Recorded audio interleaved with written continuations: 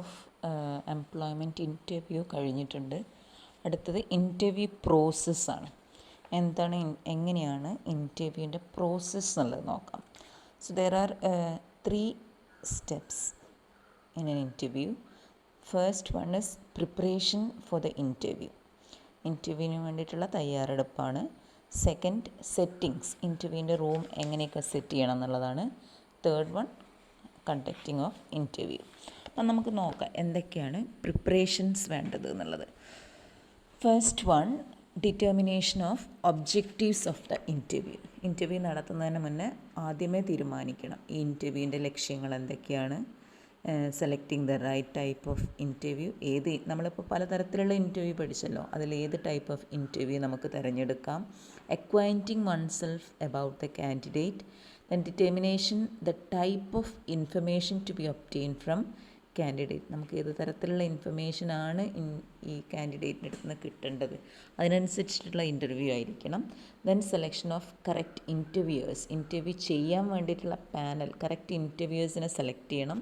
Then select the candidate for interview and finalize the assessment forms to be used in interview. So these are the preparations. അതായത് before conducting interview, these are the arrangements needed for the smooth conduct of an interview. Okay. Then second process is settings. പറഞ്ഞു കഴിഞ്ഞിട്ടുണ്ട്. എന്താണ് settings എന്ന് പറഞ്ഞാൽ എന്താണ്, എങ്ങനെയായിരിക്കണം room set ചെയ്യേണ്ടത് എന്നുള്ളത്.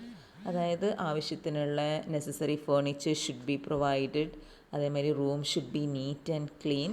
ഇതൊക്കെ കൂടാതെ എന്ത് ചെയ്യണം എന്നാണ് പറയുന്നത്, ഒരു വെയിറ്റിംഗ് റൂം വേണം. അതായത് ഇൻ്റർവ്യൂ ചെയ്യുന്ന റൂമിൻ്റെ അടുത്ത് എല്ലാവരും കൂടെ തടിച്ച് കൂടി നിൽക്കാതെ കാൻഡിഡേറ്റ്സിന് ഇരിക്കാൻ വേണ്ടിയിട്ടൊരു waiting room is also arranged. Then അവിടെ എന്തൊക്കെ വെക്കണം, news papers etcetera, drinking water facilities etcetera. Okay. Then interview should start at correct time. Then third process is conducting interview. അതിൽ ശരിക്കുള്ള ഇൻ്റർവ്യൂ നടത്തുക ചെയ്യുന്നത്. ഇവിടെ എന്തൊക്കെയാണ് ചെയ്യുന്നതെന്ന് വെച്ചാൽ, ഫസ്റ്റ് ഇൻ്റർവ്യൂ നടത്തുന്ന സമയത്ത് ശ്രദ്ധിക്കേണ്ട കാര്യങ്ങൾ: establish a friendly and cordial relationship with a candidate. അതായത് ഞെട്ടിക്കുന്ന രീതിയിലുള്ള അപ്രോച്ച് ആവരുത്, ഒരു കോർഡിയൽ റിലേഷൻഷിപ്പ് ആയിരിക്കണം. Then the interviewer achieves this by exchanging small talk, a smile, offering a seat to the candidate etcetera. അതായത് കാൻഡിഡേറ്റിനൊന്ന് കൂളാക്കാൻ വേണ്ടിയിട്ട് ചിരിച്ച് ഇരിക്കാനൊക്കെ പറഞ്ഞിട്ടായിരിക്കണം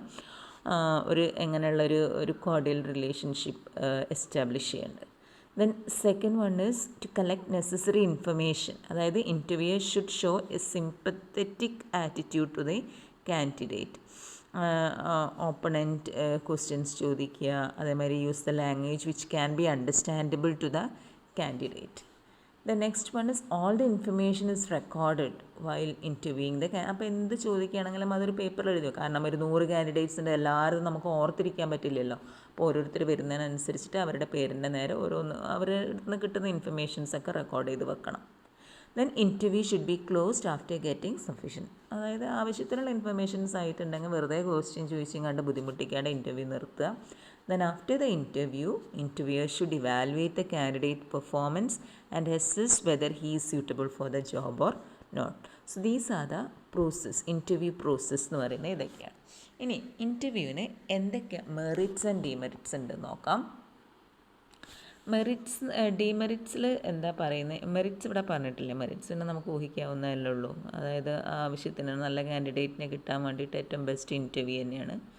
ഡിമെറിറ്റ്സ് എന്ന് പറയുന്നത് എന്താ പറയുക, പേഴ്സണൽ ബയാസ് എന്ന് പറഞ്ഞിട്ട് ഉദ്ദേശിക്കുന്നത് എന്താണെന്ന് വെച്ചാൽ, ഇൻ്റർവ്യൂവിൻ്റെ റിസൾട്ട് എന്ന് പറയുന്നത് എന്തിനെ ആശ്രയിച്ചിരിക്കുന്ന പറയുന്നത്, ഇൻ്റർവ്യൂവറിൻ്റെ എന്താ പറയുക, അയാളുടെ ഒരു അഭിപ്രായം ഉണ്ടാവുമല്ലോ, അതിനനുസരിച്ചിരിക്കും. Personal judgement of the interviewer അതെപ്പോഴും correct ആയിക്കൊള്ളുന്നില്ല.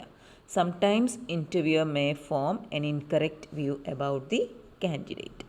Then second demerit is halo effect. Halo effect എന്താ പറയുന്നതെന്ന് വെച്ചാൽ, ചില ഇൻ്റർവ്യൂസിന് ഒരു ടെൻഡൻസി ഉണ്ട്. അതായത് 1-2 ക്യാരക്ടറിസ്റ്റിക്സ് വെച്ച് നോക്കിങ്ങാണ്ട് എന്ത് ചെയ്യുക, ഇയാൾ നല്ല കേമനാണ്, അങ്ങോട്ട് വരുത്തി തീർക്കും. അതായത് അങ്ങനെയുള്ള എന്താ പറയുക, total worth of A person is judged on the basis of 1 or 2 specific characteristics. അപ്പോൾ ഇത് ചിലപ്പം എന്തായിക്കൊള്ളണമെന്നില്ല എന്നാ പറയുന്നത്. Sometimes the interviewer is satisfied with one or two questions and get the impression that the candidate is good in all respects.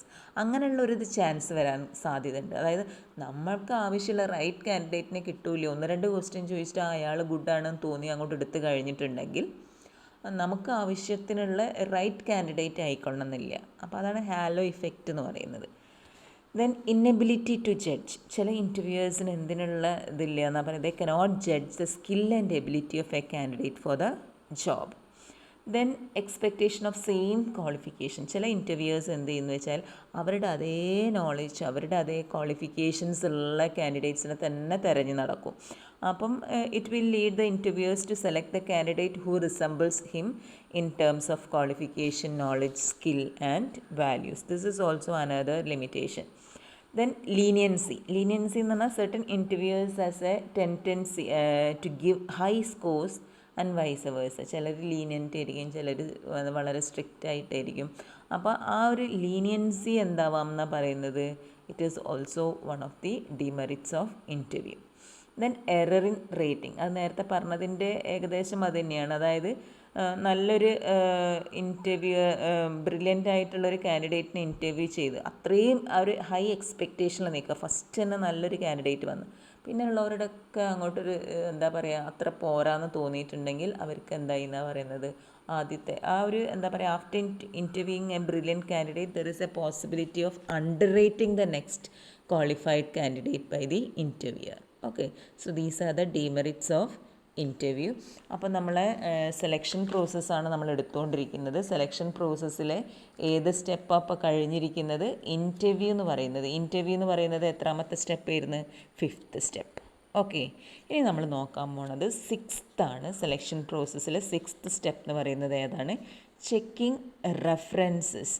അപ്പോൾ checking references എന്ന് പറഞ്ഞാൽ എന്താണെന്ന് വെച്ചാൽ, അതായത് ഈ ബ്ലാങ്ക് ആപ്ലിക്കേഷൻ ഫോമിൽ ഒരു കോൾ ഉണ്ടാവും. എന്തിനു വേണ്ടിയിട്ട്? For giving reference. ഈ റെഫറൻസിൽ നിങ്ങൾ എന്താ ചെയ്യേണ്ടത് എന്ന് വെച്ചാൽ, write the name of 1 or 2 important respected and reputed persons in his locality. അല്ലെങ്കിൽ ഇപ്പോൾ നിങ്ങൾ കോളേജിൽ പഠിക്കുകയാണ്, നിങ്ങൾ നമ്മളിവിടെ പഠിപ്പിച്ച ടീച്ചേഴ്സിൻ്റെ പേരോ ആരെങ്കിലുമൊക്കെ എഴുതുക. എന്തിനു വേണ്ടിയിട്ടതെന്ന് വെച്ചാൽ, എംപ്ലോയർ എന്ത് ചെയ്യും? He can conduct enquiries about the candidate from those references.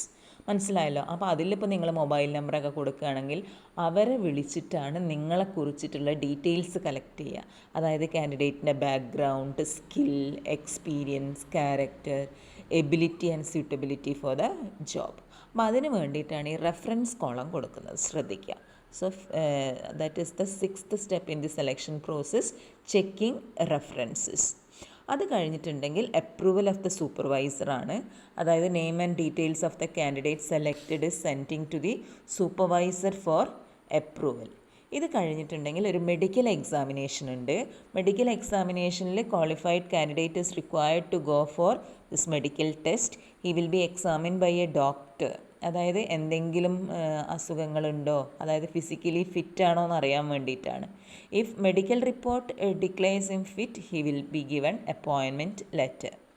അപ്പോൾ ചില ഇതിനൊക്കെ കണ്ടില്ലേ, പോലീസിൻ്റെ ഇതിലൊക്കെ ആണെങ്കിൽ ഇത്ര ഓട്ടം ചാട്ടം എന്നൊക്കെ പറഞ്ഞിരിക്കണം. അപ്പോൾ അതിനൊക്കെ ഫിസിക്കലി ഫിറ്റ് ആണോ എന്ന് അറിയണം. Okay, then final selection. Final സെലക്ഷനിൽ എന്താ വരുന്നത് വെച്ചാൽ, after completing all these formalities explained so far, successful candidates are given appointment order. Okay, എന്നിട്ട് എന്നാണോ ജോയിൻ ചെയ്യേണ്ടത് ഡേറ്റ്, ആ ഡേറ്റ് ഏതിലുണ്ടാവും? അപ്പോയിൻമെൻറ്റ് ഓർഡറിലുണ്ടാവും. Then comes placement. പ്ലേസ്മെൻറ്റ് എന്ന് ഉദ്ദേശിക്കുന്നത് എന്താ? സെലക്ട് ചെയ്ത കാൻഡിഡേറ്റിനെ എന്താക്കുക? He's posted to a particular position for which he selected. അതായത് പൊസിഷൻ എന്ന് പറയുന്നത് എന്താണ്? It is the job for which he's employed. ഇപ്പോൾ ക്ലർക്ക് ആണെങ്കിൽ ക്ലർക്ക് എന്നുള്ളതാണ് അവിടുത്തെ പോസ്റ്റ്. അപ്പോൾ ആ പോസ്റ്റിൽ അയാളെ പ്ലേസ് ചെയ്യുന്നതിനെയാണ് പ്ലേസ്മെൻറ്റ് എന്ന് പറയുക. അപ്പം സെലക്ഷനിൽ the task is to match people with the position, but in placement the task is to match the position with the people. ആളുകളായി ഇനി എന്ത് ചെയ്യണം? ആ പൊസിഷനുമായിട്ട് ആളുകളെ മാച്ച് ചെയ്യിപ്പിക്കുക എന്നുള്ളതാണ് പ്ലേസ്മെൻറ്റിൽ വരുന്ന task. So here an individual is assigned to a position where he can use all his efforts consistent with the requirements of his total working group and thereby he will get job satisfaction. Okay, അപ്പോൾ പ്ലേസ്മെൻറ്റിൻ്റെ ഒരു definition തന്നിട്ടുണ്ട്. Placement means the determination of the job to which an accepted candidate is to be assigned to that job. അപ്പം placement reduces absenteeism, accidents and labor turnover by ensuring the appointment of candidate for the post for which he is best suited എന്നാണ് പറയുന്നത്. Okay, ഇനി നമുക്ക് അടുത്തതായിട്ട് വരുന്നത് what are the difference between selection and placement ആണ്. അത് അടുത്ത ക്ലാസ്സിലെടുക്കും. Okay, thank you. അല്ലെങ്കിൽ അതും കൂടെ എടുക്കുക, കാരണം ചെറിയൊരു പോർഷനേ ഉള്ളൂ. Difference between selection and placement. Selection എന്ന് പറഞ്ഞിട്ട് അറിയാം നിങ്ങൾക്ക്, it is a decision to accept or reject application on the basis of candidates performance. Selection എന്ന് പറഞ്ഞാൽ എന്താണ്? ചിലപ്പം ആക്സെപ്റ്റ് ചെയ്യാം അല്ലെങ്കിൽ റിജക്റ്റ് ചെയ്യാം ആ കാൻഡിഡേറ്റിനെ. But placement is related with a decision to place a selected individual in one job. Okay, അപ്പം ഏതാണോ സെലക്ട് ചെയ്തിരിക്കുന്ന ഒരു കാൻഡിഡേറ്റിനെ പ്ലേസ് ചെയ്യുന്നതിനെയാണ് എന്തെന്ന് പറയുക? പ്ലേസ്മെൻറ്റ് എന്ന് പറയാം. Then in selection, second difference is in selection the task is to match people with a position. സെലക്ഷനിൽ നമ്മൾ എന്താ ചെയ്യുന്നത്? ആ പൊസിഷന് കണക്കായ ആളുകളെ മാച്ച് ചെയ്യിപ്പിക്കുക ചെയ്യുക. നേരെ മറിച്ചിട്ട് നമ്മളെ പ്ലേസ്മെൻറ്റിൽ എന്താ ചെയ്യുന്നത്? The task is to match the position with the people. തിരിച്ചിട്ടാണ് വരുന്നത്.